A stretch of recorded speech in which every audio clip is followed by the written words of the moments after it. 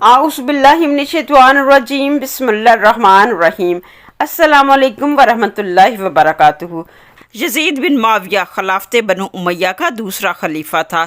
بعض مورخین کے مطابق یزید کی پیدائش دمشق، شام یا حمص میں ہوئی۔ یزید سن 26 ہجری بمطابق 646 عیسوی میں پیدا ہوا۔ اس وقت معاویہ بن ابی سفیان گورنر تھے۔ اس کی ماں میسیون بنت بہدل کلبیہ تھی۔ یزید کی پرورش شاہانہ انداز میں ہوئی۔ اس نے تعلیمات اسلامی سے دور رہتے ہوئے شکار، شاعری، شراب نوشی، موسیقی اور عیاشی جیسے کاموں میں دلچسپی لی، جیسا کہ مختلف تاریخی کتب البدایہ والنہایہ از ابن کثیر، تاریخ الخلفاء، تاریخ طبری میں ذکر ہے۔ یزید بن امیہ کا دوسرا خلیفہ تھا جو 680 عیسوی 60 ہجری میں اپنے والد معاویہ بن ابو سفیان کی وفات کے بعد اقتدار پر بیٹھا۔ وہ پہلا شخص تھا جس نے وراثتی خلافت کی بنیاد رکھی، جسے مسلمانوں کی اکثریت نے اسلامی اصولوں کے خلاف قرار دیا۔ یزید کا دور حکومت کئی خوفناک اور افسوسناک واقعات سے بھرا ہوا ہے۔ واقعہ کربلا 61 ہجری میں رسول اللہ صلی اللہ علیہ وسلم کے نواسے امام حسین علیہ السلام اور ان کے اہل بیت کو شہید کیا گیا۔ حرم مکہ پر حملہ 64 ہجری کے دوران خانہ کعبہ کو منجیک سے نشانہ بنایا، جس سے خانہ کعبہ کا غلاف اور دیواریں متاثر ہوئیں۔ علماء کا ایک بڑا طبقہ جیسے امام احمد بن حنبل، امام ابن جوزی اور امام ابن کثیر یزید کو فاسق، ظالم اور نالائق حکمران قرار دیتے ہیں۔ یزید کی زندگی اور اس کا طرز حکومت فسق، فجور، شراب نوشی، گانے بجانے اور ظلم سے جڑا ہوا دکھائی دیتا ہے، جیسا کہ کئی مسلم اور غیر مسلم مورخین نے بھی اس کا ذکر کیا ہے۔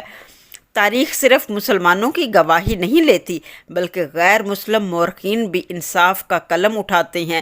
یزید وہ نام ہے جس پر نہ صرف مسلمانوں کے دل جلتے ہیں، بلکہ دنیا بھر کے غیر مسلم محققین نے بھی اسے ظلم، جبر اور ناحق کا نشانہ قرار دیا ہے۔ آج ہم دیکھتے ہیں تاریخ کی عدالت میں یزید کو کس نظر سے دیکھا گیا۔ غیر مسلم محققین لکھتے ہیں یزید نے تاریخ کے صفحات کو خون سے لکھا ہے۔ جب باطل تخت پر بیٹھا اور حق پیاسا صحرا میں تڑپ رہا تھا تو اس وقت انسانیت نے دو راستے دیکھے، ایک طرف یزید اقتدار، ظلم، طاقت، اور دوسری طرف حسین صداقت، قربانی اور ایمان پہ۔ صرف دو انسان ہی نہیں تھے، یہ دو نظریے تھے جو آج بھی زندہ ہیں۔ دنیا میں ہمیشہ دو تھاٹس موجود رہے ہیں، ایک ظالم کا، دوسرا مظلوم کا، ایک باطل کا، دوسرا حق کا، ایک خود غرض حکمران کا، دوسرا خدا پر یقین رکھنے والے کا۔ اسلام کی تاریخ میں ان نظریات کی سب سے واضح اور ابدی شکل یزیدیت اور حسینیت کی صورت میں سامنے آئی ہے۔ یزیدیت دراصل ایک system of power, operation and corruption ہے۔ یزید نے طاقت کے زور پر خلافت کو پرسنل کنگڈم میں بدل دیا۔ اس کے نظام میں موریلٹی کی جگہ اتھارٹی کو فوقیت حاصل تھی۔ ٹروتھ کو دبایا گیا اور انجسٹس کو فروغ دینا معمول تھا۔ مقصد حکومت، اقتدار اور ذاتی عیش و عشرت تھا، نہ کہ اللہ اور اس کے رسول کی اطاعت۔ یزیدیت صرف ایک شخص یا وقت کا نام نہیں ہے، بلکہ ہر دور کی وہ سوچ ہے جو طاقت کو حق سمجھتی ہے، دین کو سیاست کی زینت بناتی ہے، عوام کی آواز کو دباتی ہے۔ یزیدیت وہ ہے جس سے سب نے نفرت کی۔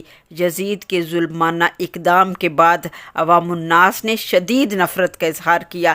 مدینہ اور مکہ میں یزید کے خلاف علم بغاوت بلند ہوا۔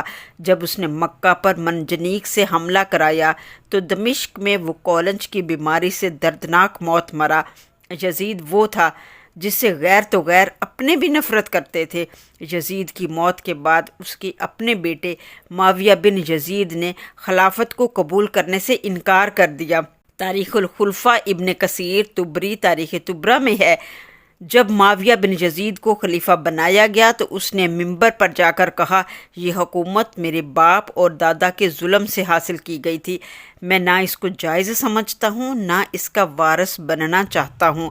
میں علی اور حسین کو حق پر سمجھتا ہوں، اور اس نے خلافت چھوڑ دی۔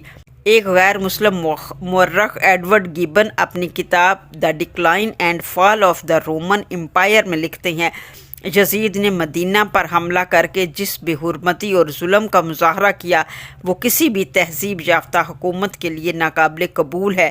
کربلا میں نواسہ رسول کا قتل ایک ایسا جرم ہے جسے کبھی فراموش نہیں کیا جا سکتا۔ غیر مسلم مورخ سر ولیم موئر لکھتے ہیں، یزید کے دور حکومت میں مسلمانوں نے اپنی تاریخ کی بدترین اذیتیں دیکھی ہیں، جس میں ہرہ، کعبہ کی بے حرمتی اور کربلا جیسا افسوسناک المیہ شامل ہے۔ کیمبرج یونیورسٹی کے پروفیسر ایڈورڈ براؤن اپنی کتاب میں لکھتے ہیں، یزید کی حکومت ظلم، فتنہ اور فساد کی عکاس تھی، جس نے نہ صرف نواسہ رسول کو شہید کروایا بلکہ مدینہ اور مکہ جیسے مقدس شہروں کو بھی خون میں نہلا دیا۔ ڈاکٹر کارل بروکلمان جرمنی اسکالر اور محقق ریسرچر لکھتے ہیں، یزید کی خلافت نے اسلامی اقدار کو پامال کیا۔ اس کی حکومت ایک ایسی آفت تھی جس نے امت مسلمہ کے اتحاد کو پارا پارا کر دیا۔